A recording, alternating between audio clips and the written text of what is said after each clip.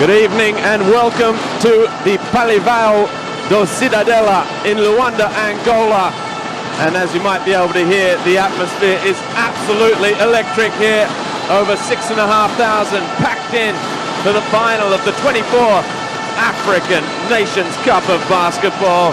It's the underdogs, Roy, some might say the lambs to the slaughter here today. Cameroon taking on Angola. Roy, can you hear me? Did you just say something, Robbie? This atmosphere is unbelievable, and amazingly, it's been like this for the last few hours.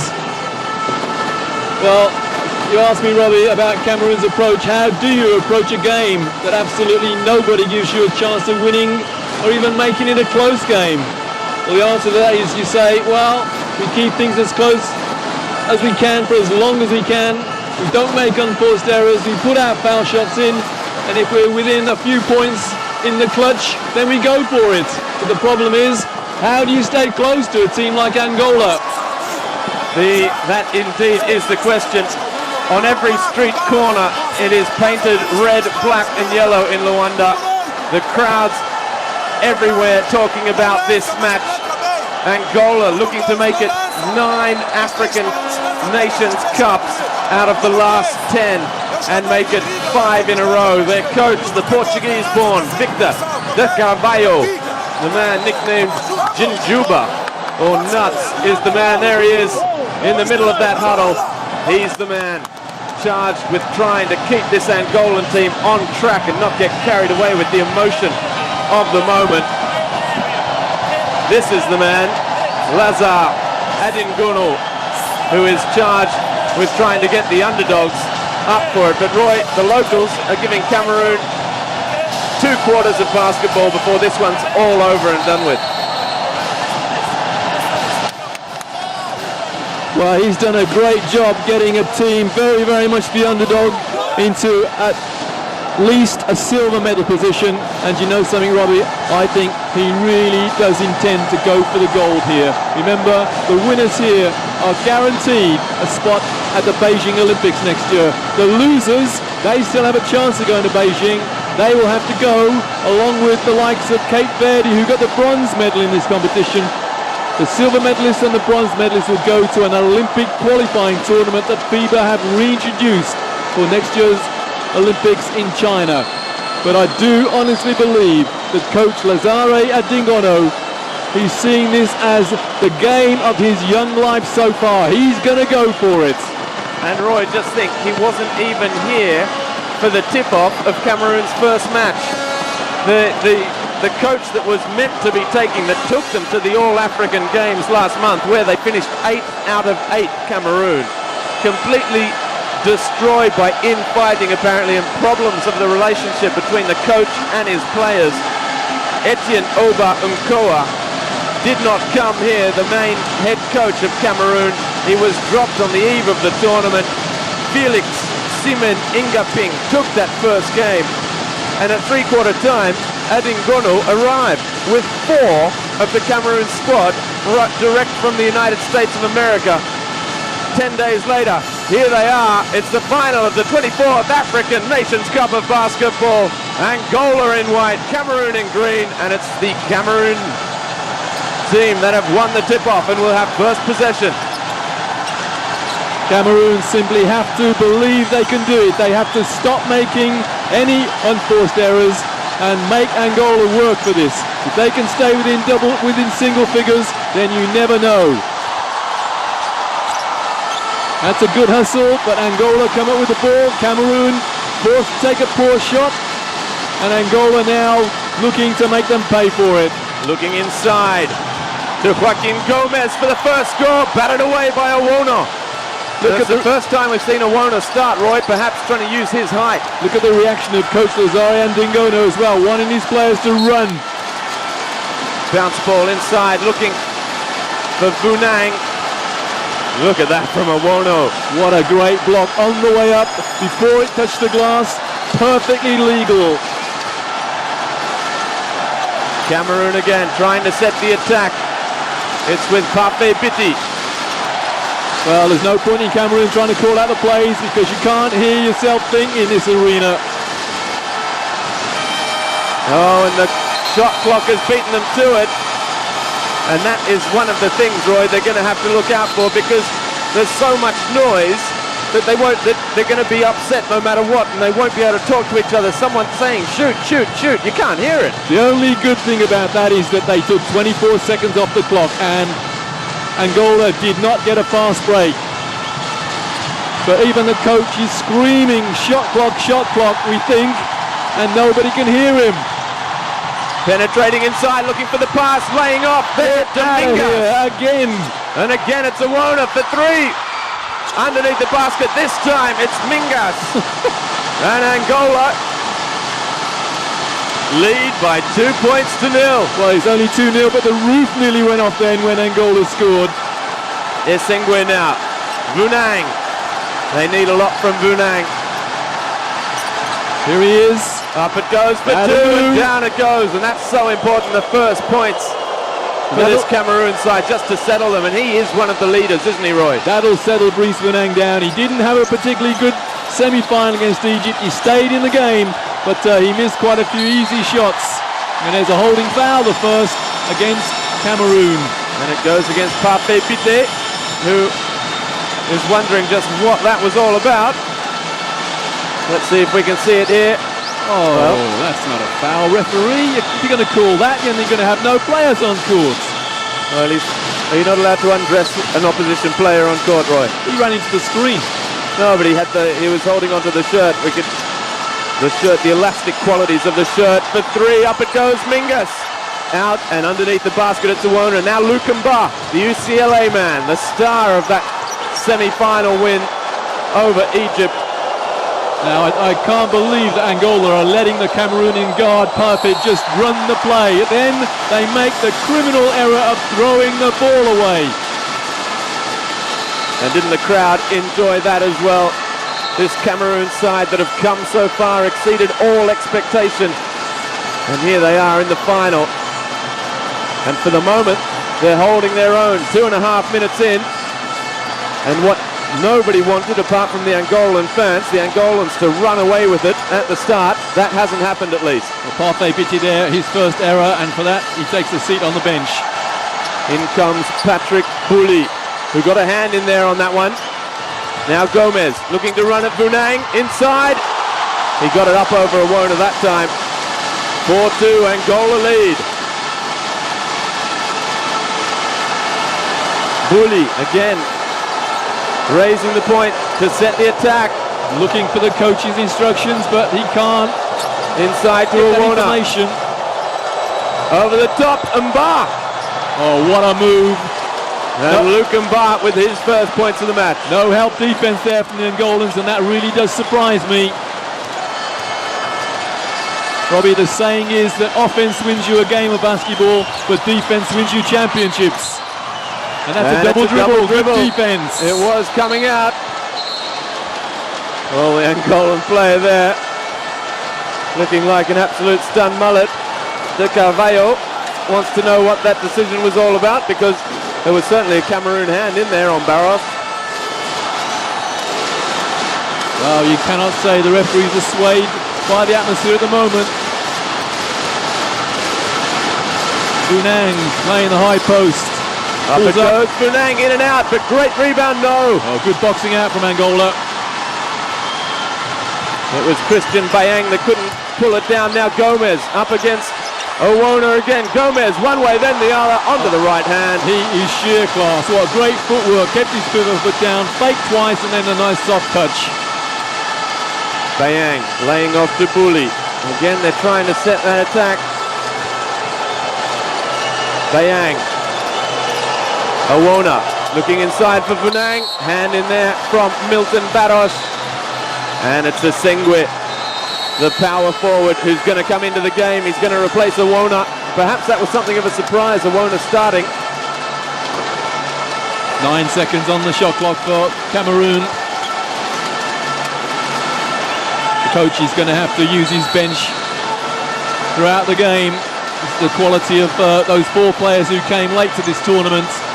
The fact that they haven't had too much preparation with their teammates, and integration is essential. Essengue coming on. 9 on the shot clock. Essengue, who plays for the Pro A side. Chalon in France, that's the French first division, up off the glass, doesn't go. And I think that's a charge called against Essengue with his first touch. Well, to my mind, Essengue unlucky there because the defensive player certainly wasn't trying to play defense. Remember that dotted circle we talked about in earlier games in the tournament? And that would have been a good no call. Full court press from Cameroon, they're trying to keep the pressure on, aren't they? Well, if they can restrict Angola to taking time off the shot clock every offense and keep it close, and we all know if you can stay within 10 then you can win a game. There's a holding foul against Essengue. That'll hurt Cameroon again. And Gomes is the man at the moment for Angola. He's causing Cameroon all kinds of problems. And we saw there, Roy, it was Barros coming up to talk to Gomes, having to pull him close and speak right into his ear. It gives you some idea of just the noise inside this Citadella pavilion. Gomes thought about shooting, gets around. Essengue, rebound comes down. And the ball out of play, put just on the line, I think, there against Barros. Well, he has a look, perpetual look of just being a little confused, Barros, with all the decisions going against him. Adingono, again, trying to call things, a slip. That'll be an 8-second call. No, it won't. Oh, he hasn't got it. Up it goes. And the slam from Olimpio Cipriano into the game, the big number 4, most valuable player when Angola won their last crown in 2005. Milton Barros getting a little bit carried away there. He almost had a foul called against him in the front court a couple of seconds ago, which led to Cipriano's layup, and then he just got overexcited and reached in.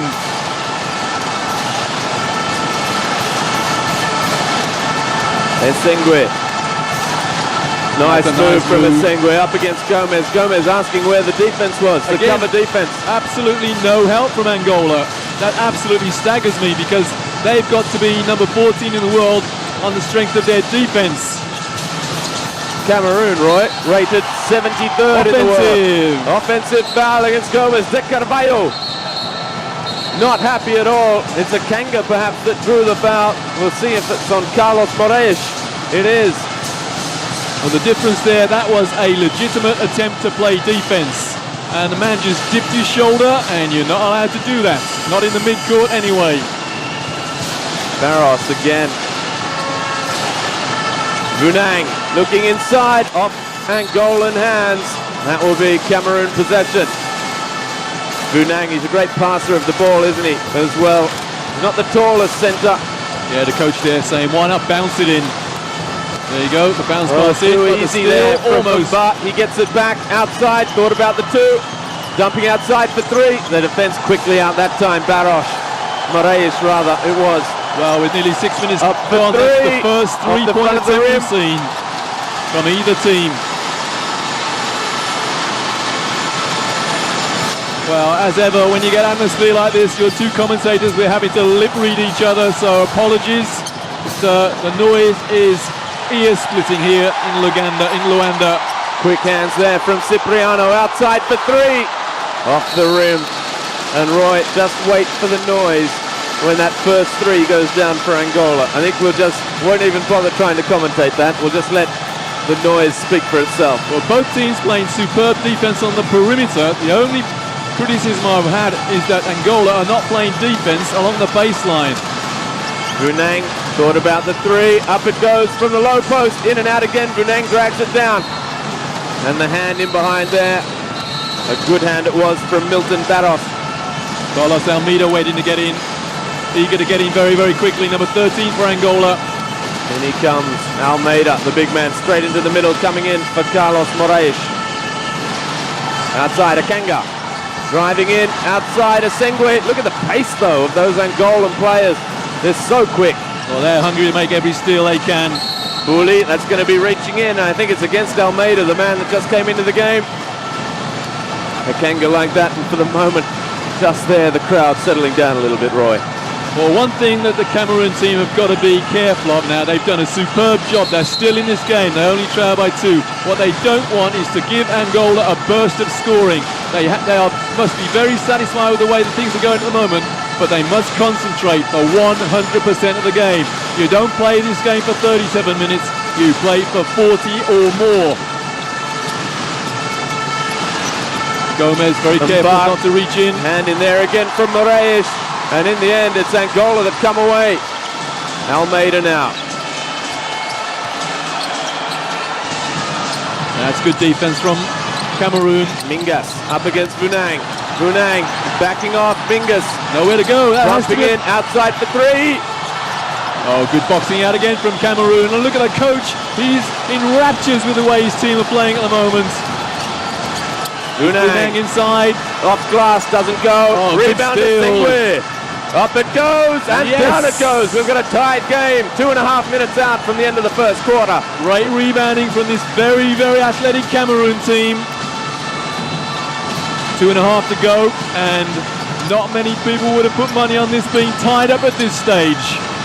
Well, don't forget, Roy, in Angola's semi-final, 22 apiece in the second quarter against Cape Verde. So maybe Angola are having as much trouble as everyone else understanding each other in this noise. Well, Essengue there picking up his first foul, just reaching in. And it's Miguel Lutonda, Barros that takes the national hero. Lutonda, the team captain, the number 14 on the ball, comes in, sets himself for three. And this is the three. Still it doesn't go. Gomes the rebound, up it goes, misses everything. Cameroon come away. And if they score here, Roy, Cameroon will lead. You know, this is the first time in many a year I've actually seen Angola complaining to the officials. They normally get on with it, very well coached, great attitude, but here they are 3 or 4 times complaining to the officials. Roy, hometown advantage. It is just that. It is such an advantage. Whether it's the opposition players sitting on the free throw line and the noise and the sights behind the goal, whether it's just the noise roaring your team on, there's another side to that coin. There is a lot of pressure on these players. And while the Angolan fans will support their team to the end, there might just be a few groans if we keep going like this, and Cameroon managed to take the lead. Well, they beat the shot, but Angola get possession anyway. Robbie, if this goes Cameroon's way, if Cameroon win the gold medal here, it'll be the biggest shock in international basketball for many a year, and I'm including Cape Verde beating Nigeria in that. Oh, great hands again. Another good rebound, a chance to come away now, 2 on 2. Up goes the two and misses everything. Poor shot. And given away. Gomes, the chance for Angola to come now. But Roy, lots of not always players taking the best options for both sides here at the moment. Well, that was an open shot, but that only 3 or 4 seconds gone off the shot clock. And what happens? Angola scored the other end. Just what the game plan did not say. Off the glass, it was a class move. You've just got to stop these unforced errors, and an unforced error is an air ball. Isolation play, and the foul. Yeah, that's good isolation play. Lutonda reached in. Drawing the foul from absolutely Lutonda there. There he is. His first foul, the Angolan skipper, the man who has won the last 4 African Cup of Nations of basketball with this country. And a very unhappy Joachim Gomes comes out for the first time. Not a happy bunny at all. Well, I think in this situation, Roy, no matter which Angolan player you are, you want to play every minute of this match, don't you? It's once in a lifetime. You're playing the final on home soil. Inside. And the foul, the first free throws of the game. And I think that was on, we'll wait and see, was it on Romeo Chachum coming into the game? We haven't seen him play yet. No, it wasn't. It was Lutonda. Cipriano reached in and put the Cameroon player on the line. Now, these free throws have to go in, or at least one of them does. You cannot come away. You cannot come away missing them both. Good man. He hits the first. Luke Mute from UCLA. He had a great season with UCLA as well. There's actually in the UCLA crowds, Roy. That's one more shot to come. There's now a fan club called the Cameroon Crazies. And what's the saying? They've got special T-shirts made because while official purposes here, Luc Mba is his official name here in Angola. It's Luc Richard Mba Muta. And the t-shirt reads, Muta kicks Buta. And on that occasion, he put both foul shots in. And he ties it up again. We're inside the final 30 seconds of this first quarter. And there's about 6 seconds between shot and game clock. Now, Lutonda. Don't foul Cameroon. Lutonda Make was them looking work for for it. exactly that. Inside. Up and underneath the basket. It doesn't go. The rebound is for Cameroon. And here they come away looking for the alley-oop. Oh, what a waste! 4-on-1, and they give the ball away. And it's Lutonda now. The back pass around the back. The foul. Well, I think that was quarter time. Cameroon should be 12-10 up. They threw away the ball carelessly. The excitement of getting a fast break with 6 seconds to go in the first quarter got to them, and they squandered the opportunity of taking the lead. And so at the end of the first quarter here, Angola 10, Cameroon 10. Roy, is this the type of start you expected? Under no circumstances. I thought Angola would come out of the traps and establish something like a 10 or 12 point lead and then just play comfortable basketball for the rest of the game. And look at that. 0 from 8 from 3-point range, and Angola have taken 5 of those. But Roy, 0 from 5 for Angola. They are renowned 3-point shooters, renowned the world over for hitting 3-point shots. None from 5. What does that mean? Are they the ones that are nervous here? Well, you said before the match that Adingono looked very calm, and we were talking just before we came on air. The Cameroon players look pumped up and not at all edgy or nervous. Perhaps it's these men. Yeah, there are two aspects to that. First of all, you're dead right. Perhaps the atmosphere has got to Angola. Expectation is so high. And as I said before, can you imagine if Angola lose this game? Well, the crowd reaction, well, you wouldn't be able to get out of this arena for 3 or 4 hours. But secondly, you have to give credit to Cameroon. They've done a great job on defense. The problem is they've given the ball away 2 or 3 times, and if they can eliminate the unforced errors, then they really do stand an excellent chance of at least keeping this close. That was great from Lutonda, but he couldn't hit the 3 following it. That's what Adingone has to do, doesn't he? He has to just keep pepping his players up. Now I understand, Roy, more than any reason why they have that diagram board. Because in situations like this, there's no point talking. You've just got to put the numbers on the board with the arrows and say, number 5 here, pass here, do this, and show it to the players. Well, don't forget Angola, the federation, are looking to stage a World Championships in the next few years. And if they could produce this kind of atmosphere at more than just the Angolan home games, then, well, that would be a fantastic tournament. There are a lot more issues there involved, but the atmosphere here is unbelievable. Outside for 3. And the down first it goes. game. Just listen to that. Victor Muzadi. Cameroon went to sleep on defense then and just allowed the open shots. And so now they have 1 from 6, Roy, from outside the arc. It's with Essengue. Now Uwona. Yeah, and that's going to be a foul on Victor Muzadi. Muzadi reckoned he was hooked, but I don't think so. I think that was lazy feet. Yeah, Carvalho thinks he was hooked as well, Roy. Just telling that to the Greek referee, Mr. Koromilas. Well, very often if a player does that, then the coach will say, look, the player's right. The coach will always side with his player. That was no hook. Roy, you've often made the comparison between basketball and football in Africa. Angola penciled in to host the 2010 African Nations Cup as well. So they'll have more things to shout about, but it really is, let's be certain, despite them making the World Cup of football for the first time last year, this is a basketball country, isn't it? Soccer comes second and a long way behind basketball. Essengue hitting the 2 points and down it goes. Nicely done from the big man. Well, the groan from the crowd speaks volumes. Not an open shot, but a very good turnaround shot, and the response almost immediate. Oh, they're not getting picked up. Lutonda. Well, from 0 from 5, now Angola are 2 from 7 from outside the arc. And it's the man, the veteran, the captain, leading by example. Response doesn't go, and strong rebound as well from Muzadi. Now, if Angola score here, I fully expect Coach Lazare and Dingono to call a timeout. He cannot afford to have a run of points scored against him. There's a foul and a good going good against call, the Vounang. fouling along the baseline.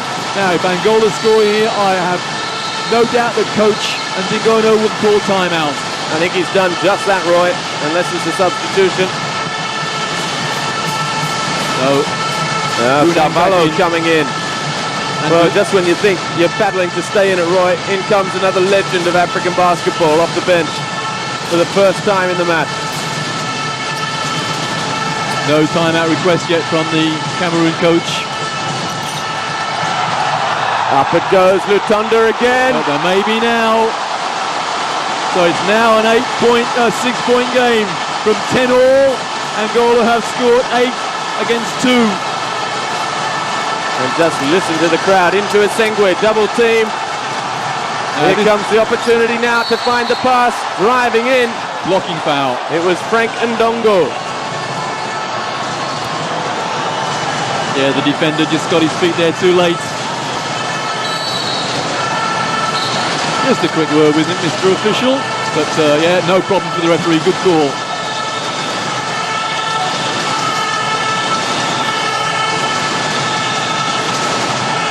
Why a shooting foul? I have no idea. Well, at any rate, it's Frank Ndongo going to the line. Cameroon need these two. And they don't have the first. He's got to settle down. He's a young man. Just reading up the morning papers, Roy, before this one. Angola, the fans as well, called upon to really put the pressure on what is a young Cameroon side as well. This Angolan side, they've been together for years. They've got, Cavallo is 38 years old. They've got, Cameroon have players nearly half his age. Lutonda is 19, he is half his age. There's another foul there, and I think it's gone against Ndongo again. And the Angola players asking for the continuation. No score, good refereeing from the Greek official. Frank Ndongo, his first foul. And it's the number 5, Joachim Eganga, coming into the game as Lutonda takes the seat.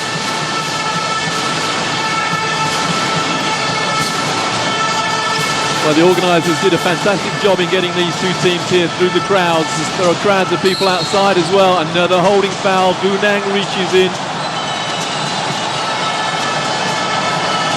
On Almeida that time.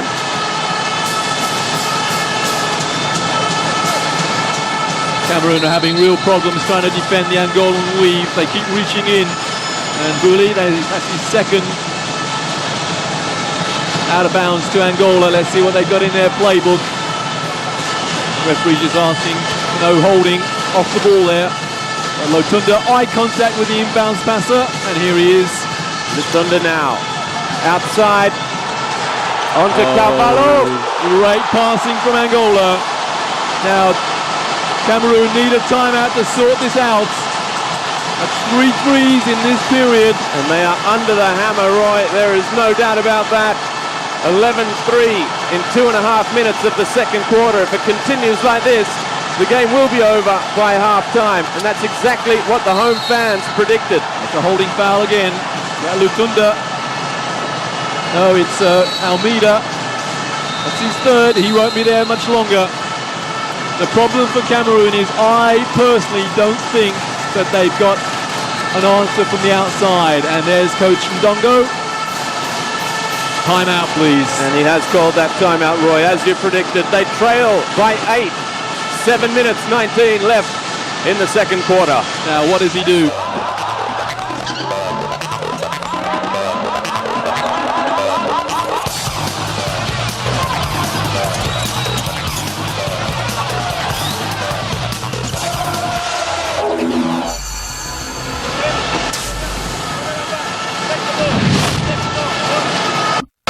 So Roy, what does he do? Coach Lazare, Ndongo there. He has 2 choices. Does he change the defense, something like a 3-2 zone to try and counter this 3-point threat that Angola have suddenly discovered? Or does he just simply up the intensity on his man-to-man? Well, if I were him, And I've seen this situation so many times. I would mix it up. Play one type of defense once down the floor and try and throw a few spanners in Angola's works. The problem is his team haven't been together that long to sort out that kind of junk defense. So he has real problems at the moment, especially when Angola get all the bounces like that. Great passing there. Surprising, Roy. The highlights package is all one side. Yeah, Cameroon has scored 3 points in 2.5 minutes. Roy, Lutonda has said he wants to go out on a high. He wants to retire at the end of this tournament. The number 14 for Angola, up for 3 and down it goes. That will really boost Cameroon. 21 plays 16. I just wonder whether Lutonda will retire. But Carvalho is still there, 38 years of age, showing no signs of stopping. Lutonda. Good rebound, Essengue. I just wonder whether Lutonda, if he sees an Olympic possibility again, he does love Olympic Games. I just wonder whether he'll retire next year, not this year. Good help defense again from Angola. Essengue inside for Vounang. Good hands and down it goes. That's exactly what they needed, and it's what he does best, Roy. 5 in a row coming out of the timeout, so the timeout from Coach Angola works. It's a 3-point game, 6 minutes 30 left in the first half. And Cameroon still in their man-to-man. Cameroon closing it up to Carvalho, dropping down outside. Class written all over it, and it's Victor Muzadi who restores Angola's 5-point buffer. Vounang again, hands in there, Vounang recovers. Oh, and he thought about the shot, tried to dump it outside to Ndongo. Great second. Angola to come away. Great second phase defense there from Angola. They nearly got the steal, then they made sure they did. Roy, Cameroon rebounding well. Very well, very, very athletic team. They box out well, they do the basics. And that guy does a great job inside. Vounang gets his own rebound. He's pumped up, Roy. I've never seen him anything but pumped up, Vounang. Eduardo Mingas picks up his first. They are committing a few fouls, Roy. We've already seen Almeida with 3. Angola are renowned the world over for their relentless defense, and sometimes that does lead to a lot of fouls. In the Athens Olympics, they played Lithuania. They were 24 points up, and then they disintegrated because they nearly all fouled out, and that was the result of some very, very cynical fouls. Into the game. And a female French referee who saw everything. Into the game comes Armando Costa as Vounang on the line. Gets the drop. First one goes down. And that man on your screen there, Lazare Adingono, looks down. This to make it a 3-point game. Vounang. No mistake whatsoever. You know, Coach Angola is doing his resume, his CV, an awful lot of good here because he keeps his cool in very, very difficult circumstances. I'm very, very impressed with his man management and his reading of the game. Owona comes into the game as Brice Vounang takes a seat. Angola by 3. Armando Costa on 5. Outside. Down underneath the basket, outside for 3, all the time in the world for De Carvalho. Oh my goodness me. He looked up at the shot clock and he's injured. But what a cool 3-pointer there from what a cool player. Well, and Cameroon get the rebound. Respond again, Essengue with the 2. It's a 4-point game. I'm not sure if someone landed on Carvalho's foot after he took that 3. Let's have a look. He just set himself. Oh no, he landed on a wire. He stepped on Adingono, who had just very cleverly positioned himself right behind Carvalho there. You're dead right, actually, Robbie. And really, in all reality, Angola shouldn't be there. He has a coaching box, and in theory, he shouldn't stray out of that. But so often the coaches do, walking on the sideline. But there was no malice there whatsoever, so he wasn't moving. And Carvalho just stepping back, turning his ankle. Probably hurt for a moment, but I don't think it'll keep him out of Angola, looking to make it 9 out of 10. Well, Patrick Bouli there playing defense before Angola had even got the ball. And the Spanish referee there, Senor Herezualo, just saying to Bouli just to settle down underneath the basket outside. They read it that time, Cameroon. Don't give the ball away, Cameroon. It's Essengue up the court. What a block, what a block. And Essengue battling for it. And What's the referee decided there?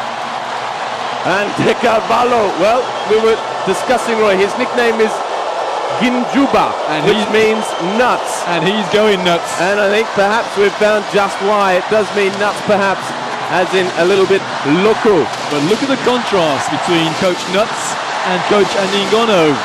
The underdog is very definitely keeping his cool. Essengue on the line, hits the first. It's a 3-point game. This to make it as close as they've been since the 2-minute mark of this quarter. Well then, down it goes, Roy. The Cameroonians are hitting them from the line as well. Exactly what they needed. An elimination of unforced errors and get all the charity you're given. And Roy, we're hardly to see Angola go to the line at all. They haven't been to the line once. Well, that's what I meant to say. 6 seconds on the shot clock there, and Cameroon reaching Essengue, his second. And I think Bouli there just telling him, well, don't let this get to you. There are going to be calls that go both ways. This is a big game. A smiling Essengue there, and what a difference between this and the last few seconds of their semi-final game against Egypt. Essengue nearly lost his cool completely. Well, in fact, he did lose his cool. Well, he did completely. He absolutely lost it, but he did receive a fairly big elbow in the jaw as well, which I think somewhat scattered his reasoning for a few minutes. Well, they've gone to the line, Roy. And they've only hit made one from one. Muzadi there. It's a 3-point game.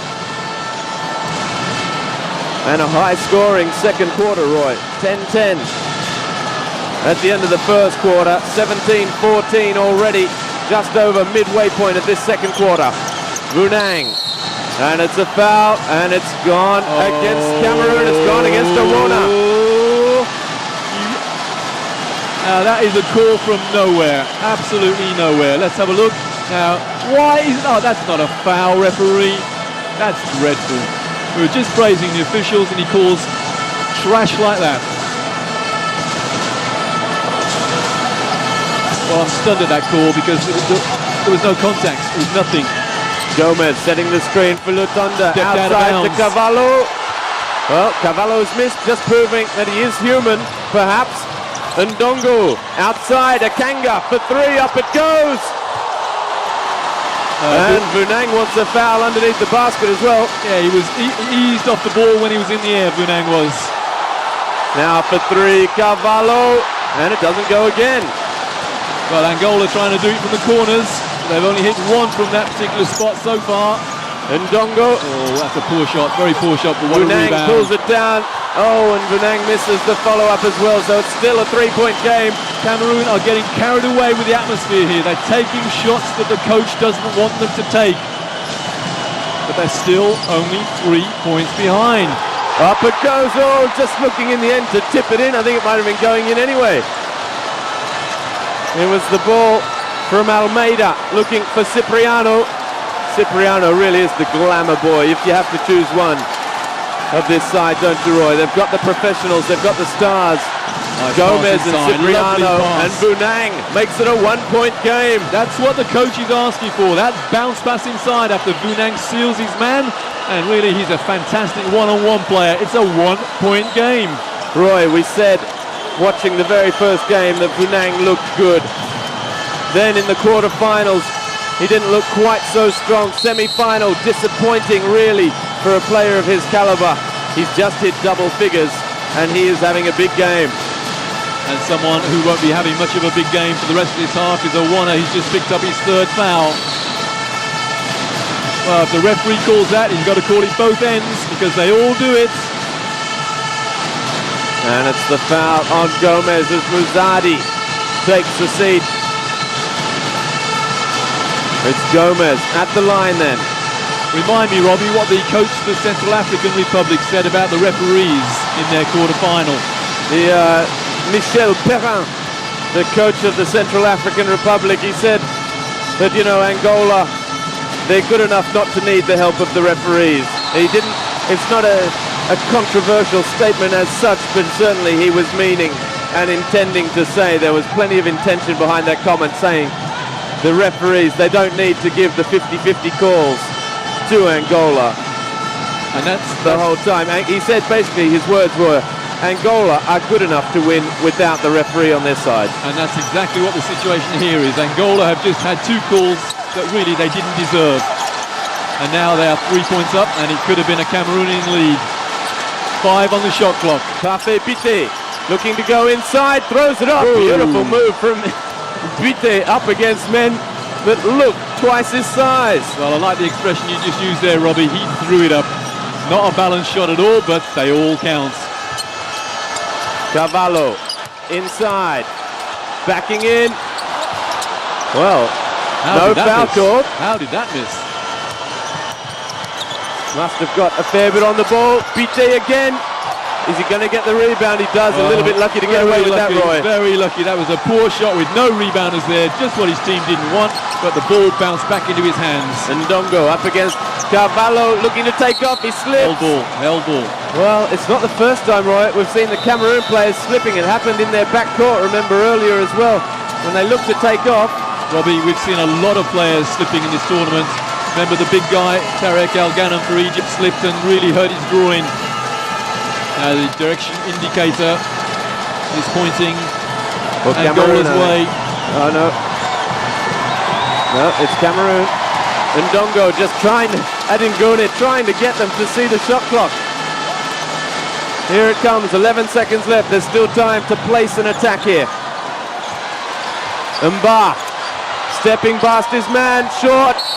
And the foul. And the foul from, who is it? Lutonda. And Vounang is on the line again. Look at the faces on the Cameroon players. It is the second foul for Lutonda.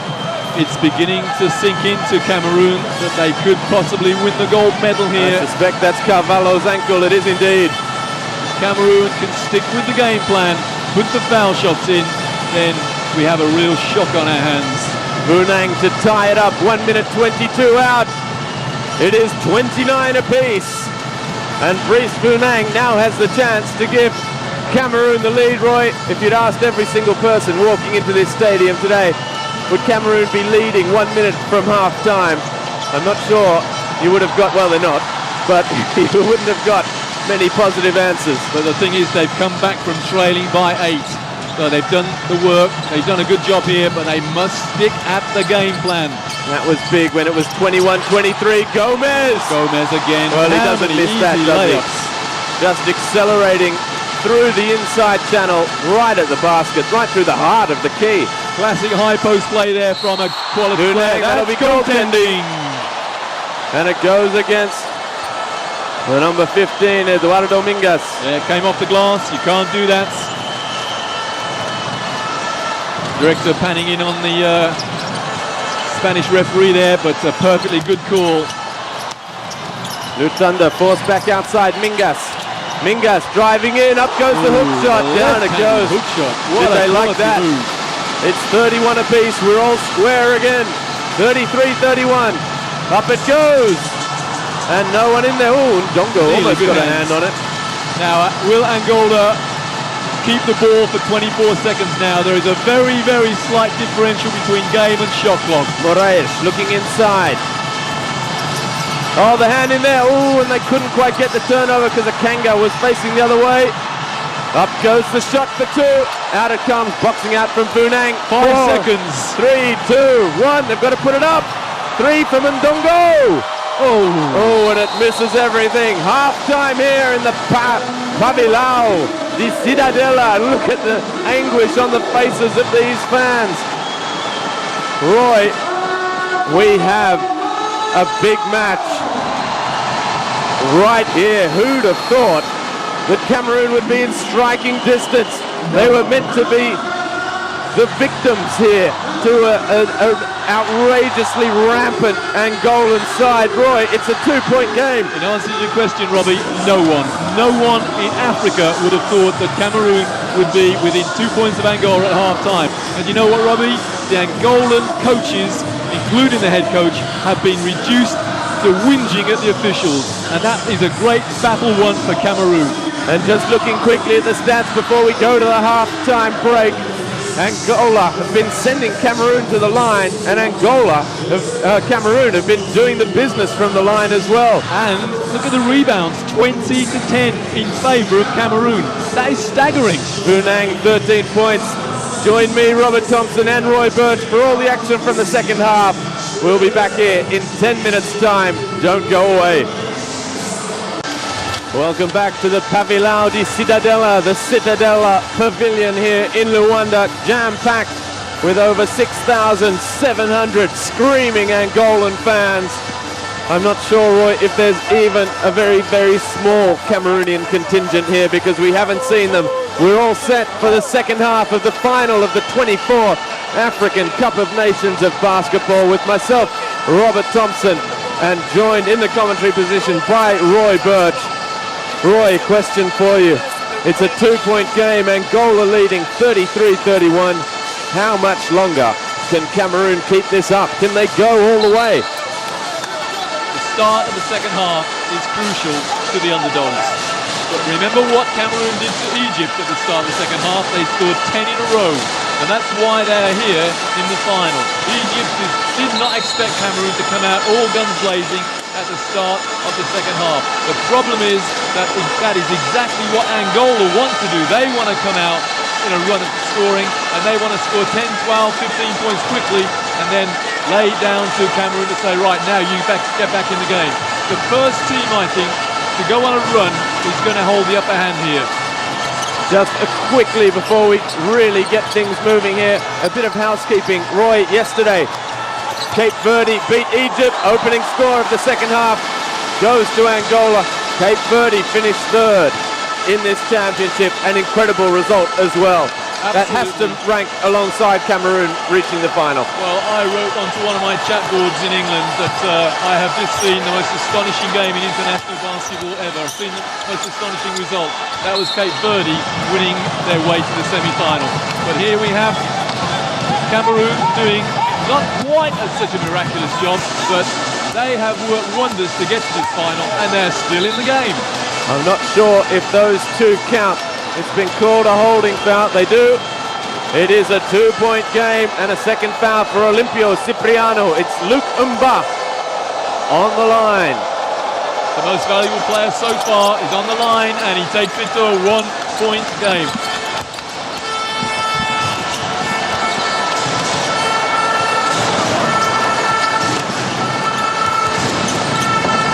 Angola still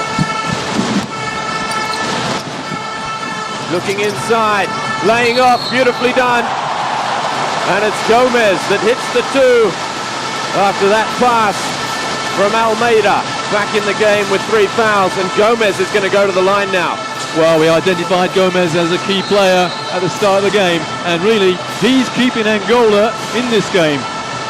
And Owana is going to take a seat with 4 fouls. Well, that could be a blow because he's the only man that can really rival the big Angolan men for height at any rate. It's Gomes on the line, and it was Mingas actually that found him the pass. Big responsibility on the shoulders of Vounang now. He's got to stay in the game, and he's got to do an awful lot of rebounding. That's the big number 12, and it's going to Cameroon. No foul call, and it's going to rely a lot more on this man Essengue as well, the power forward who's come in and lined up immediately on Gomes outside. That's going to be a backcourt violation. Well, they don't touch it, and Essengue there working his way inside, but then throwing it away. Angola sprung a bit of a surprise here. They've come out in a zone, and that's really thrown Cameroon. They haven't got into their offense yet. Now let's see what kind of defense Cameroon are playing. They're still in their man-to-man. It's a 4-point game. Outside with Cipriano. Good defense from Priest. Now Morais still going and forcing Armando Costa all the way back now inside, dumping outside to Mingas. Ooh, 4 seconds to go on the shot clock. 41-34. This is the danger now. The big run from Angola. It's begun. They led by 2, but they've outscored Cameroon by 5. And now the break. Will we have a timeout? I think we might do. And it is Armando Costa, and it was Vounang that gave it away. Suddenly Angola have burst out of the blocks. It's a 9-point game, 43-34. And really Cameroon are hurting themselves. Mba.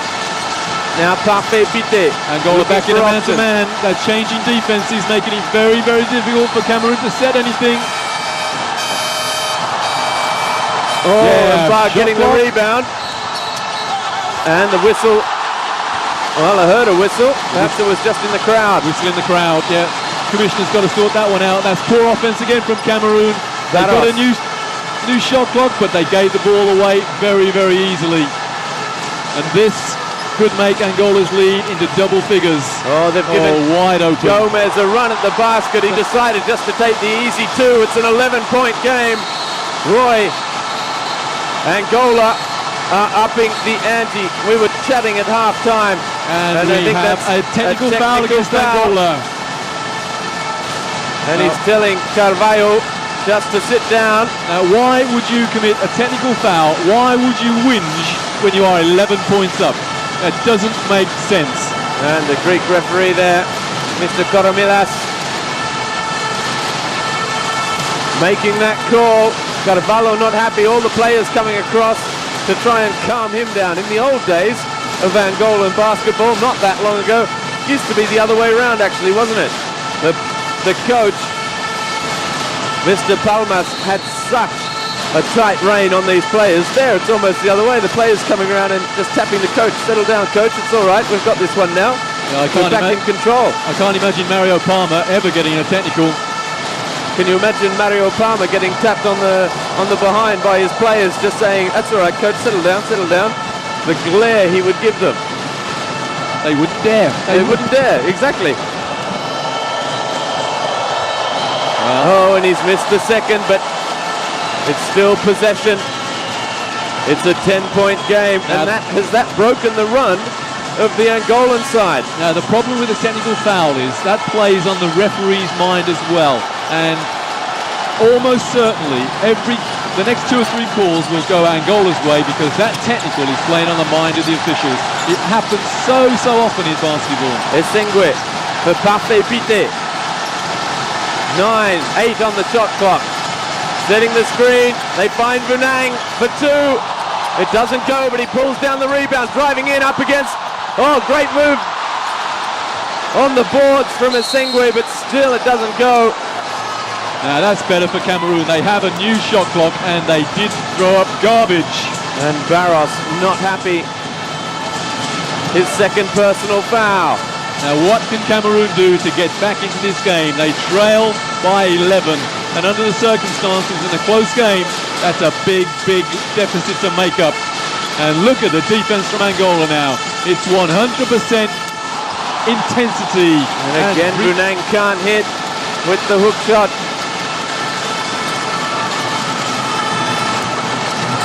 Look at the run of scoring there, or the rebounds rather. 12 for Angola, 25 for Cameroon, and Angola are leading by 10. Well, that defies logic. That's going to be a holding foul on Parfait Pité, I think. It's Barros that was driving inside and drawing the foul off the Cameroon number 8. Still no timeout from Coach Lazari. Adingono, I wonder why. He can't afford to let this margin get any bigger. Well, he's going to make a substitution. Pité coming out. Local dignitaries seem enthralled, as indeed do all of the 6,500 spectators here. The lead back to 11. Barros hits the first from the line. A member of last year's World Championship squad. Most of these players are the Palancas Negras, as they are known. you know, Robbie, when the home side are shooting foul shots in a normal game of basketball, the crowd goes quiet. To allow their player to concentrate. Here, the noise is just incessant. All right, this entire Angolan team, all 15 players are drawn from two Luanda-based clubs, Petro Atletico and Premier Augusto. See, the now, two big sports clubs. So they're obviously used to this, is what I'm going to say. If it went quiet, they'd probably start looking over their shoulder. What's going on? What's happened? but now, the crowd haven't got the opportunity to increasing the noise when the visitors are there. Oh, but okay, listen. they make a different noise. And then they cheer. It's a real raspberry coming up from the crowd there. A big roar of disapproval. Lukumba. Here it comes again. Just listen to this. Trying to distract him with waving those sticks through the glass. And it worked. And he misses 2 from 2. Lukumba, he was the man that powered Cameroon into this final. An absolutely superb semi-final performance from the number 13 against Egypt. They defeated Egypt 58-52. Angola dealt with Cape Verde 96-60. And what's the call here? Bruce Vounang gets a foul. But we think that is his first. It is indeed. But he has a tremendous attitude. That was what we call a tippy-tappy foul. Hardly anything else, just a hand on the back. That's not a foul, referee. And no reaction whatsoever from a quality player. Well, the crowd enjoying themselves here now. I think they've got it. They do now. Just listen to that. Another 3 points from Eduardo Mingas. Surely Cameroon must call timeout. Well, Cameroon are in danger of imploding here. The steal, away comes Armando Costa. And that is possibly the timeout called there. Yeah, look at the slumped shoulders of the Cameroon players. Adingone wants his players in as quickly as possible. I just think he waited too long. He could have called it when it was a 7-point gap. Now it's 15.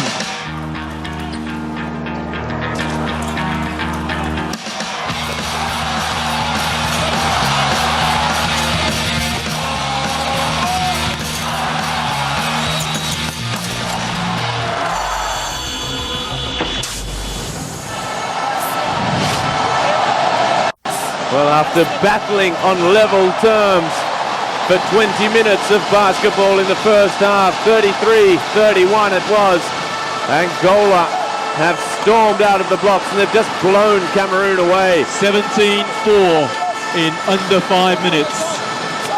That was the burst of scoring I was talking about.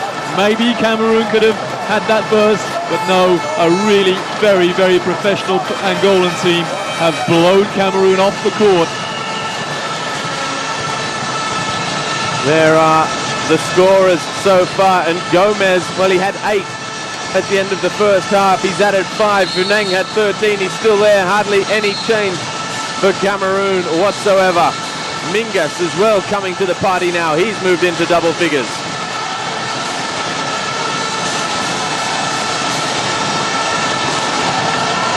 There was one of those threes that hurt so much. Eduardo Mingas. Well, basketball colleagues of ours in the commentary box were asking why Angola were trying to win this game from outside the arc in the first period. They went 0 from 5, but there's your answer, because they are a renowned three-point shooting team. Especially, Roy, they're not the tallest side in international basketball, are they? It doesn't show up so much against a side like Cameroon. Down it goes for 3 again. Armando Costa. They're hitting them from everywhere now, Roy. Now, going back to the height of Angola, Jean-Jacques Fonseca was only 6'6". He was a real quality international centre, but at 6'6", he always found himself in the Olympic Games and World Championships up against a guy 6 inches taller than him. And that's why Angola never came really in the medal positions in international basketball, except, of course, here in Africa. That's a foul on Cipriano. Going back to international basketball, I was looking at their scores for the first time we ever saw them at the Olympic Games. They got absolutely hammered in 1992 by the Americans, 48-116. But then they beat the host Spain by 20. Close game against Croatia. Lost by 1 to Germany. Close game against Brazil. They beat China by 10, and then they lost in the elimination round to Spain by 3. So they beat Spain by 20 and lost by 3. So Angola have been quality down the years, and that's what they're showing tonight in this third period. Outside for 3 for Cameroon. Down it goes. Nothing but net. Essengue. Joachim Essengue just steadying the ship there that was leaking and taking water. It's a 15-point game again. Now Cameroon have to do it on defense. Oh, lovely hands. They're so quick, so deceptive. Driving in all the way to the basket. It goes down. I think that was Armando Costa again. A simple isolation play. Everybody got out the way for the dribbler, and the help defense didn't arrive. Vounang, I think that's the foul. And it's been called against Milton Barros. Well, he reckons he got all ball, but I'll tell you what, Robbie, both officials called it. The third foul for Barros, still just saying, I didn't get anything but ball. Well, there were a lot of hands in there, so the referee's going to call the first guy they see. Still looks as though he's just hoping they're going to change their mind. Walking away, are you sure it was the ball? I mean, it really was. All right. Finally, I give up. The guy's on the line, shooting 2. Vounang. And it doesn't go again.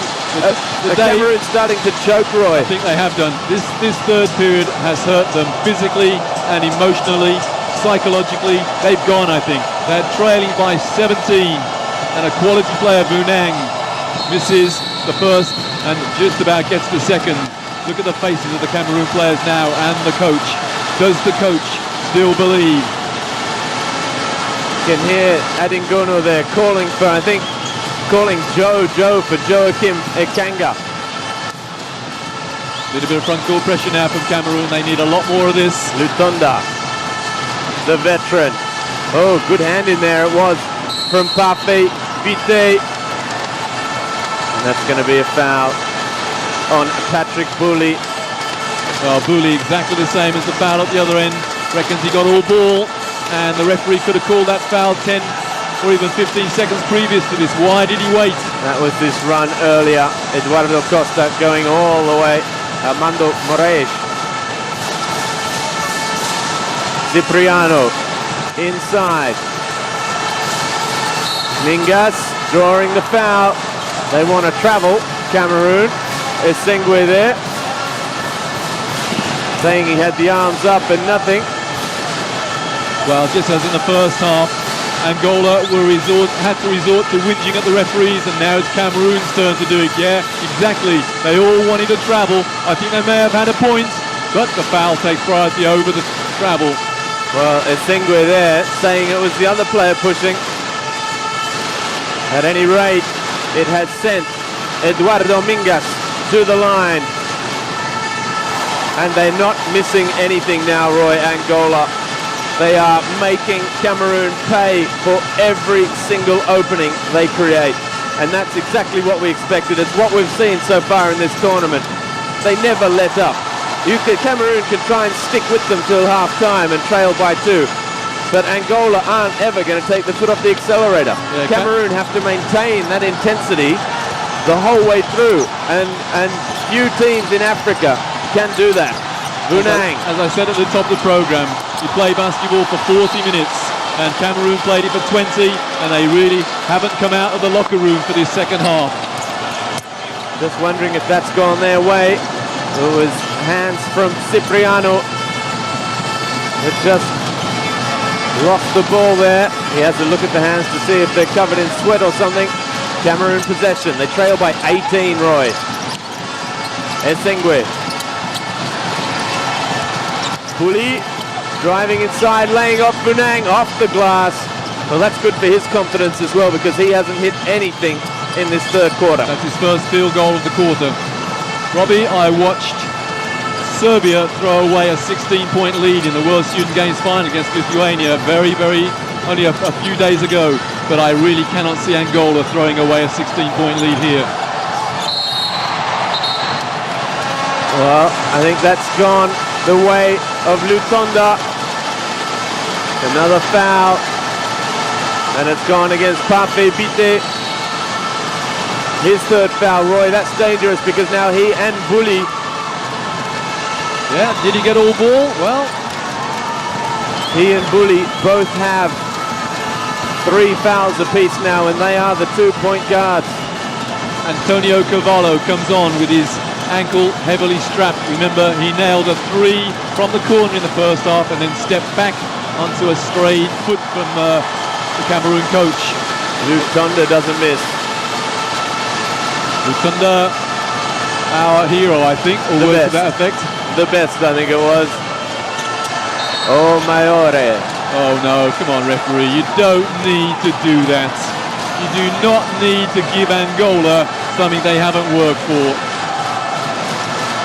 Lutonda gets a second bite of the cherry, and he makes no mistake. Well, that's a referee who's been scrutinised by a commissioner and trying to prove that he can do it at this level. Oh, beautifully done that time by Bouli, I think, back in the game. It is Patrick Bouli.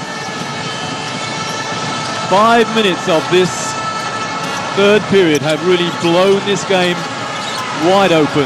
It's a 16-point game again. Driving inside, looking for hands. Gomes throws it up. That's a turnover. Ndongo now for Cameroon. Going all the way. That's going to be a charge. Gomes did a good job there. He lost the ball, and then all of his Angolan teammates chased back with him, and he picked up a charge. And it was Eduardo Mingas that looked as though he'd been standing there for half an hour. He took the hit. Well, looking across to my colleague in the commentary box there, quizzical expression on your face, Robbie. And I applaud your questioning that call as well, because the guy was well underneath the hoop, not playing too much defence, but it's still, perhaps 6,500 people made the call instead. Reaching in from behind, it's going to go against Frank Ndongo. Cameroon have lost their heads. They're giving away cheap fouls now, and Vounang just telling them. Two very good captains here. Vounang for Cameroon, getting his troops around him, but an even more experienced captain, Miguel Lutonda, for Angola, saying this is ours unless we throw it away. It's ours to lose now. Ours meaning Angola's. Lutonda looking for his second. No problem whatsoever with all that movement going on behind him. But as you say, he's used to this kind of atmosphere in Luanda. Bouli inside for Vounang. Off the glass, still it doesn't go. Vounang trying to bring it down.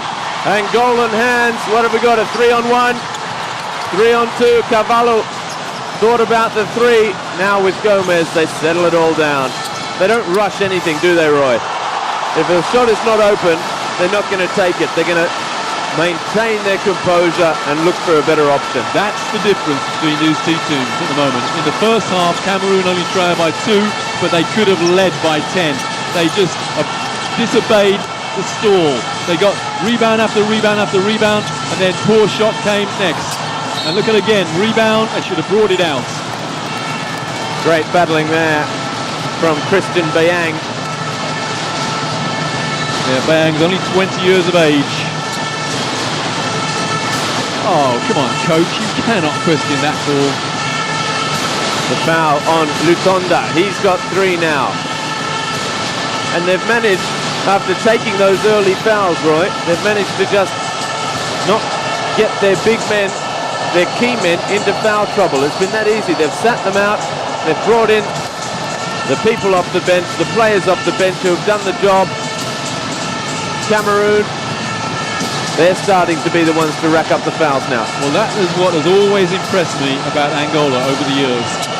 They go down the bench a long way, and in reality, the coach could put any 5 out as starting 5.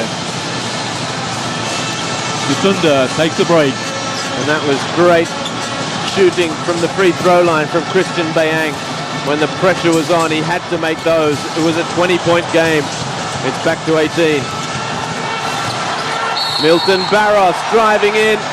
Doesn't go. Vounang raises the hand to help up Barros. Angola have done the damage now. Now they're enjoying themselves. It's just a matter of controlling this lead now, Roy. Wasn't it great, Roy? We just saw Vounang there help up Barros because that's a big foul from the number 12, and he immediately acknowledged it, helped him up.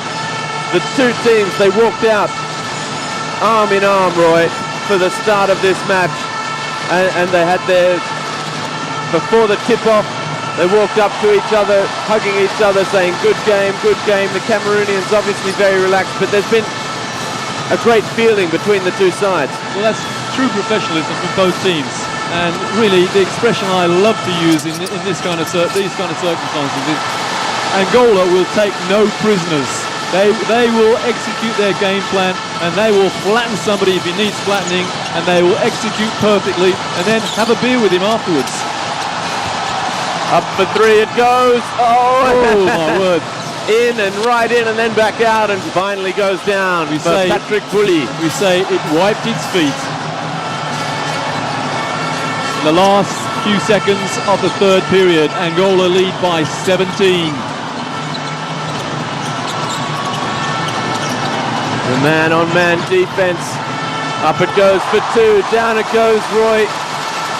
They weren't doing this in the first quarter, but now every opening, every two-pointer where they get to set themselves and take the shot, they're just not missing. It may even be a situation where Cameroon are tired. They're now 2 meters off their man on defense, and that's why Angola are hitting so many open shots. 5 seconds in the third period. The three goes in. 2 from him in the last minute. And that's the end of the third quarter. It's a 16-point game. 67 to 51. Unbelievable. Cameroon have scored 20 points in that quarter. Angola have scored 34. They've really stepped on the accelerator there. And in this case, Roy, when the game has been blown wide open, what does Essengue do? Well, let me take you back to the World Student Games final that I worked on a few days ago. Lithuania got back into the game from trailing by 16 on a prayer. They brought a young kid off the bench who nailed 4 3-pointers. Nobody knew who he was. He stood in the corner, nailed 4 3-pointers, and then Lithuania played intense defense for a whole period. That's what Cameroon have got to do. But have they got the mystery man to come off the bench? Well, I don't think so. Patrick Bouli's just hit 2 from 2 from outside. Maybe he's an option, and then they've got to really up it on defense though. Roy, you said they look tired now. It comes back to the preparation again, doesn't it? Exactly. The team was not together to prepare. They had a different coach. They weren't happy at the All-African Games. They finished 8th out of 8, last, rock bottom. They come here via the repechage because they failed to qualify automatically. The coach and 4 players turn up after the start of their opening match. Physically, mentally, they're not prepared. They've exceeded everyone's expectations. They've done a fabulous job. And for half a game of the final, they've matched them as well, Angola. But now, is it just the final hurdle? It's just one step too far. I think it is. Let me take you back to that first game we did when we didn't know any of the players, and as you say, 4 players walked through the door in the third quarter. This team bears absolutely no resemblance to that first game that we did, Cameroon against Mozambique. They have worked miracles to get to this final. They're a credit to Cameroon. The problem is they're playing against a team that is used to playing at this level and used to winning and refuses to let anyone get anywhere near them. Roy, there's a quarter left in this final. It's match number 48 of this 24th African Games. Angola, they've defeated Rwanda. They've defeated Cape Verde twice now. They've defeated Morocco in the second round. They did it again. They've demolished every opponent they've played. Down it goes, Bouli. Roy, that's 3 from 3. Is that the man we were talking about? That's exactly, he's hit his last 3 from 3 from outside. That might be the mystery man to do it for Cameroon. Well, we do love close games, so let's give it to the three-point shooter. Of course, we have no bias here in the commentary box, but we do love close games. And It's a charge, the call going the way of Vounang. And it's another foul on Almeida. That's his fourth. That's his fourth, indeed. Roy. Patrick Bouli was one of those players that walked through the door in the third quarter of their opening game, coming from the Manhattan College in the NCAA. Almost a slip. Again, the floor very, very suspect. But it's only 13 now. I wonder whether we'll see a timeout from Victor de Cavallo. Are they looking? The ball in the hands of Patrick Bouli now. 1-4 offense from Cameroon. 2 high posts. Are they trying to set him for the three? It's a foul in there, and it's against Olimpio Cipriano, I think. I just wonder how proud Nuts is. How proud Victor de Cavallo is. Is he proud enough, or is he too proud rather, to call a timeout now? His team led by 20. It's back to 13. He needs a timeout. I just wonder whether he's too proud to call it. The foul called. Let's have a look at the shot clock. Shot clock reset on a foul, so... Absolutely. So another possession for Cameroon then. Will they try and find the hands of Patrick Bouli? There he is now. What they need to do is to give him the ball, not at point guard. They've got to give it to him in space. Well, here he goes, trying to make that space. Driving into the basket. They're looking for him now. Here he is. Up it goes. Not that time. Not that time. A great rebound underneath the basket as well. Victor Muzadi. That was crucial because he was surrounded by green shirts. Barosh. Switching man-to-man from Cameroon. Vounang charging back. Barosh still going. He's got outside him. Up it goes from Muzadi. Doesn't go down. Reese Vounang, the rebound. Gomes almost brought it down, but he lost his footing. Mba handing off to Essengue. Down it goes. How many is that in a row? Well, it was 20. Now it's only 11. Cameroon on the charge in this fourth quarter. Perhaps they felt they've got nothing more to lose. And still no coach, no timeout from the coach whose nickname is Nuts. They're on an 8-point run and the foul's gone against Lutonda. And that's exactly what they didn't need in that run, isn't it? This is a great effort from Cameroon. I talked about the pride of Victor Carvalho, but Cameroon a very, very proud team here. It's Gomes to go to the line.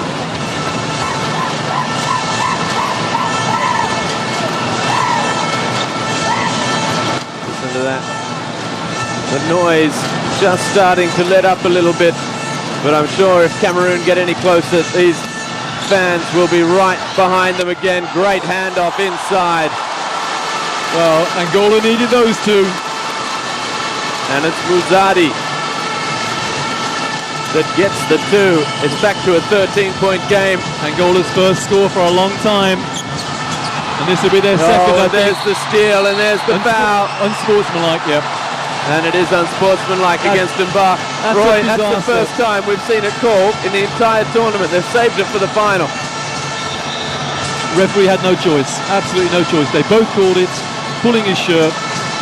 And look at that. He reckons he had his hand taken away in the first place, but no, I'm afraid that is an unsportsmanlike foul. And if he continues arguing here, he'll get another one. Here we go. Yeah, there's the shirt pull.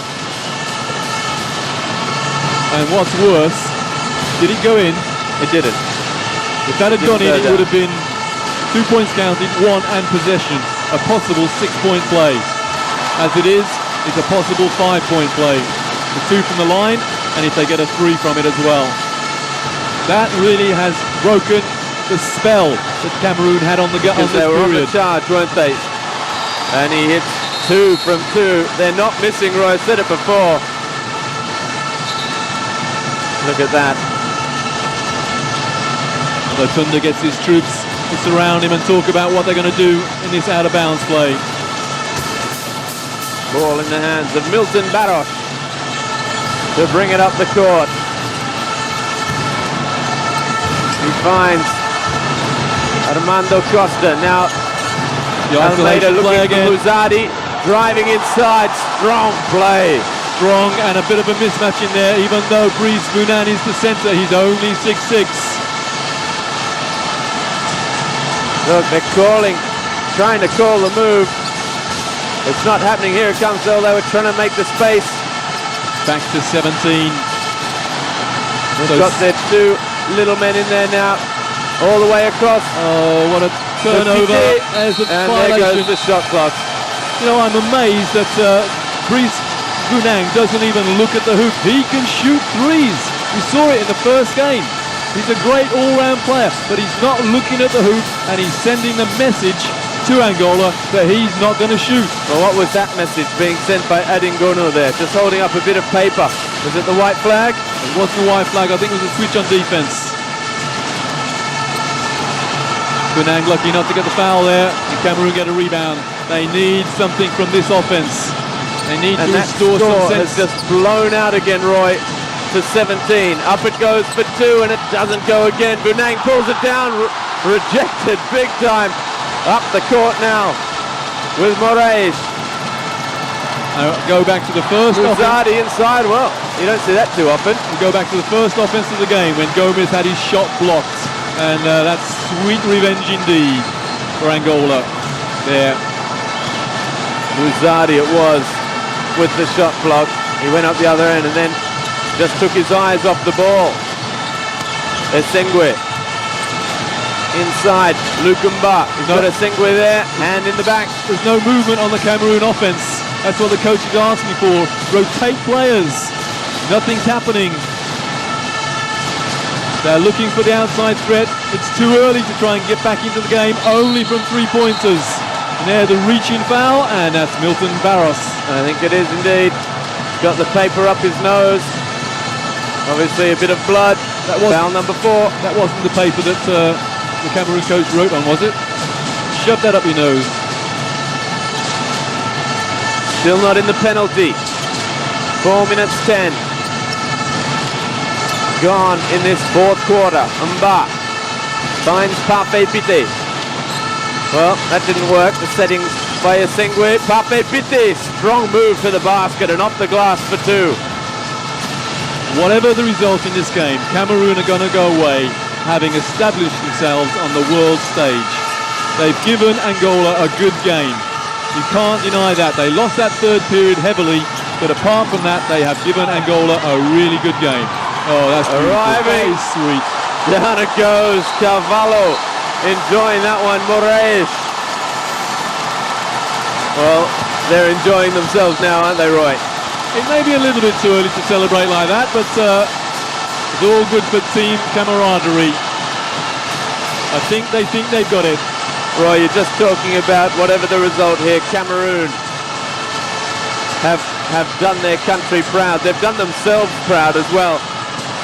They're on the world stage. Roy, now they're going to the Olympic Games playoff tournament next June 2008. That's plenty of time for the Cameroon Federation to get Lazare Adingono and say, you go and coach your college team now, but we're having camps every 3 months or whatever before this tournament. We're going into camp a month, 2 weeks before the Olympic qualifying tournament with the coach, with the players. You help us pick the ones you want. We're going to give this a good shake. The problem is the Cameroon Federation, they have to come out of their normal way of doing things, because their normal way of doing things created the problems that we encountered at the start of this competition. They arrived late, their best players arrived late. So the Cameroon Federation have got to take advice, got to get a few consultants in and say, look, we can do it on the world stage. What do we need to do? And as you say, it's all about preparation. But I mean, that's what I'm saying now. They've got the chance. They've got know to get this guy in the position. They know now they have 10 months to prepare for a tournament that could be the biggest thing in the history of Cameroon basketball. Well, they could be the equal of Angola, who of course don't have to go through a qualification situation, assuming that they don't blow this now, and they won't. But Cameroon with Cape Verde, and they're in the same situation. Cape Verde, exactly the same situation as Cameroon. They've done wonders this tournament, winning a bronze medal. Who would have thought that? Now, when I came to this tournament, I looked at the first games we were going to do, and I thought, Cape Verde, where's that? But they're now on the world stage, and they can climb the ladder of world success, as indeed, of course, can Cameroon. But it's only 15 points. Now, I've always said, if you can get within 10 points of your opponent, then you can beat them. But Angola keep raining in those threes. Almeida that time. It's big, it's his first, just showing that he can do it as well. Essengue, almost the ball slipping through the fingers there. Inside to Vounang. Up he goes, off the glass, it doesn't go. Grabs the rebound, well done.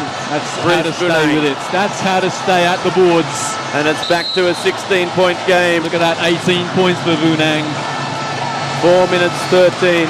And Vounang, he had that period where he couldn't hit a basket for 4 or 5 minutes as well in that third quarter when everything went wrong. You know, there's a committee of press people who select the All-Star 5 for a tournament. And Vounang simply has to be in there. He's had a great tournament. He probably had half a good game in the semi-final, but in the rest of the tournament, he's been superb. And his attitude as well is wonderful. Under 4 minutes to go. Muzadi outside, thought about the three. Muzadi for two, high off the glass, rebound, back out. 3 on the shot clock. 2, 1. Oh, well, somehow they managed to get him to hear that because he was standing near the halfway line there. Armando Costa, the bench screaming at him to throw it up, and he must have the hearing of an owl to have heard that. Third foul on the man that just threw up that hopeful three-pointer. We call that shot either a prayer shot or for some unknown reason, Robbie, and I'd never known why that kind of shot in basketball is called a brick. I never understood why it's called a brick, but it is. I would have thought it's not called a Hail Mary when you just throw up and you say a Hail Mary because you know you're going to need all the help you can get. Yeah, I say a prayer shot, a hope shot, whatever, but yeah. The basketball terminology, the world over, it's called a brick. You throw up a brick. Can't help you out with that one, Roy. No, I don't know too many people who know the origins of that expression. Long, oh, what a pass. A pick out, Almeida. Almeida's missed. Angola have missed from outside the three-point line, Roy. Well, they are human. And it's back to 14. Theoretically still possible. And what's that going to be? Foul against Mingas. I don't think he's laughing inwardly. And he wants the defense to push out more. Put more pressure on the passer. It's Essengue going to the line. Essengue, who plays once again another man in the first division of American college.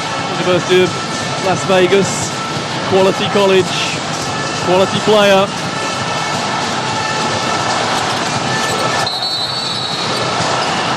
Substitution on the shooter. No, it's Vounang coming out. No, I think it was, oh yes, it is indeed. He pointed to his chest as if to say, me? And Ndongo into the game. And this is, well, they've got within 11, and now within 12 with 3 to go, so it is possible. They've got to be careful of this. Muzadi outside. Almeida in possession. Essengue there, harassing Almeida. They hand off. 6-5 on the shot clock. Inside now, Muzadi. It doesn't go, and Cameroon drag down the rebound. Now surely if Cameroon score, then De Carvalho, coach to Angola, must call timeout. If he doesn't, then he's asking for trouble. And it goes. And there, I think, it's the timeout. It's exactly that, Roy. They've called the timeout. Roy, it's a 10-point game. Who would have thought? Angola 78, Cameroon 66, 2 minutes 45 left. Well, there goes my sweepstake because I had the score at 78-68 at the end of the game to Angola. So unless we have no points scored in the next 2 minutes 45 seconds, then I've lost out on that particular situation. But this is exactly where Coach Ndingono of Cameroon would have wanted to be. at the start of the game. If he can be within 10, he can win. And 2:45 can last an eternity in basketball. There you see the foul trouble. Cipriano Barros Almeida. Just Uwona in foul trouble for Cameroon. There he is with the white t-shirt on. He has been impressive, Morais, so far in this match. You could say that about Morais, but so is Almeida, Muzadi. They all have been a little disappointed, if anything, by Olympio Cipriano, Roy, the man who's just been on summer camp with the Detroit Pistons. Robbie, there are 24 players in this game, and they've all done their nation proud. Lutonda somehow found a teammate. Up it goes for three. Misses everything. What a pass inside. And they still drag down the rebound. Shot clock restarts. And Morais just gets there out of trouble. Just what Cameroon didn't need coming out of the timeout. A long period on defense. Especially if Angola now score. Muzadi off the glass. Easy as you like. 12-point game.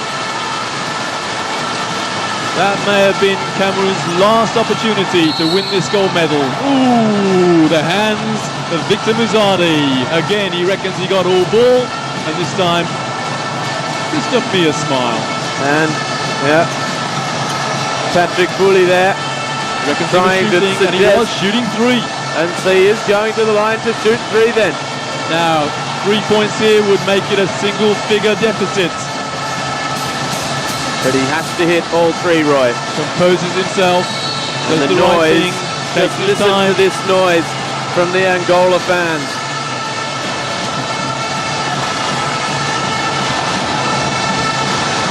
Again, whatever happens, Robbie, everybody talking about this game thought it was going to be a 40, 50, 60 point hammering, but no way.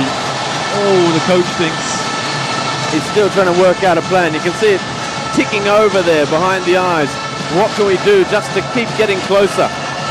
Keeping the pressure on. It's an 11-point game, the closest they've been for a long time. Patrick Bouli. They've been within 10, haven't they?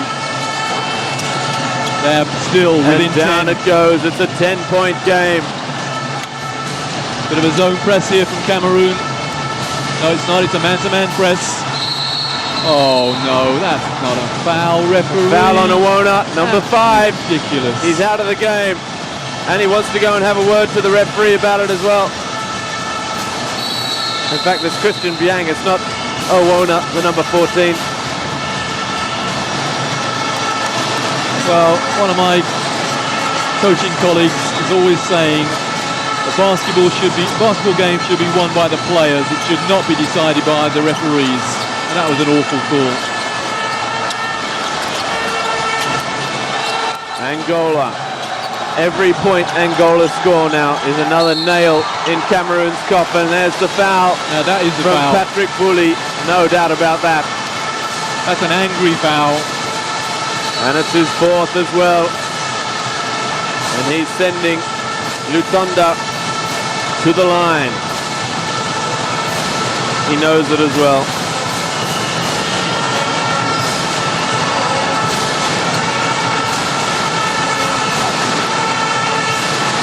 Ndongo takes the seat. Under 100 seconds remaining in the 4th period. And this guy rarely misses.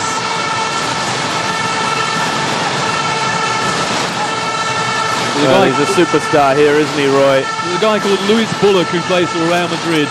He missed 1 foul shot all season. And he was there many, many times. Bouli laying off inside. Essengue now. It's down it 9. goes. It's back to 10, sorry. Can they get Look into at the single spaces figures? starting to open up now, though, as Cameroon push the full court press. Well, I never would have believed that Cameroon would force Angola in a situation where they're eating the shot clock up. Technical foul. And now who is it on, though? Is it on the Cameroonian player? Yeah. He went down, hit the ground. I thought for a moment he was claiming he was fouled. Well, Bouli wants to know Timeout. what the call was. We had a timeout called by Cameroon. Roy, I wouldn't mind seeing that one again. It's a 5th foul, and the last one was a technical.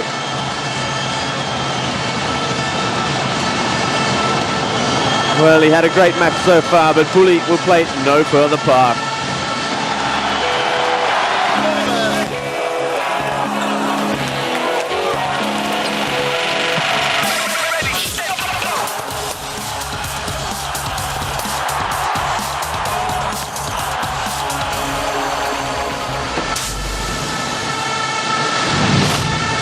Well, we still don't quite know why the technical foul was awarded against Bouli, but let me give you a little summation, Robbie.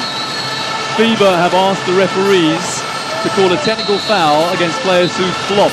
And what that means is they're trying to con the referee into thinking that there was a charging foul there. But the problem is that that interpretation should not come in until after the end of this season. So the referee is a little bit ahead of himself. There is the Angolan President and First Lady, obviously enjoying the show so far. Lutonda, it is at the line. Even when he tries to miss, he can't, Roy. The Angola players now talking to their opponents. Probably inviting them for a beer afterwards, I would think. And 24 players here certainly enjoy some liquid refreshment after the end of this game. Well, they both went down. Well, they're celebrating already, aren't they? You see Lutonda there as he headed to the bench. Will that be the last that the Angolan fans see of Miguel Lutonda in an Angolan national team shirt? He's hugging all the other players. He's waved to the crowd. I think he has taken a seat, the Angolan captain, and he's announced publicly he's retiring at the end of this tournament. Yeah, Angola now throwing the ball around, eating up the shot clock. They're What you 12 call ahead. Going out on a high. Look, they know it. It doesn't go that time, but the support staff are punching the air. They're going to win their 5th straight African Cup of Nations of basketball as Essengue throws up the 3. That was hopeful as well, Roy. It doesn't go. They've got the rebound. It's all over, bar the shouting now, and there is plenty of shouting. Sorry, Robbie, can't hear you. I said, unbelievable. They're going to win their 9th African crown out of 10. And they icing on the cake. It's a 14-point margin. Nothing Cameroon can do about it now. All the damage was done in that 3rd period. And that, Roy, 3-pointer. Felizardo Antonio. It's the first time he's touched the ball in the entire game. It's all over. 3, 2, 1. There it is, Angola. African champions for the 9th time. For the 9th time out of the last 10 as well. They've made it 5 in a row. They've defeated a gallant Cameroon side who in the end, Roy, they just couldn't match it for 4 quarters of basketball. Well, 2 years ago when they won this championship in Algeria, this crowd had to watch it on television. And as soon as the final buzzer went, 200,000 people streamed out onto the streets of Luanda and went absolutely crazy. And there, look at that, 2 quality coaches giving each other a great deal of respect, and nobody goes away from this game having done anything but good for basketball. What a moment for these players, winning on home territory. There is going to be a party tonight. All the players, even those that didn't get a run in the final, the squad of those that didn't make the final cut, the replacements, there seem to be 100 players there now. Look at Adingono. What a proud man in defeat as well, making sure he goes round to every single one of the Angolan players. But all credit to Angola, a true international quality.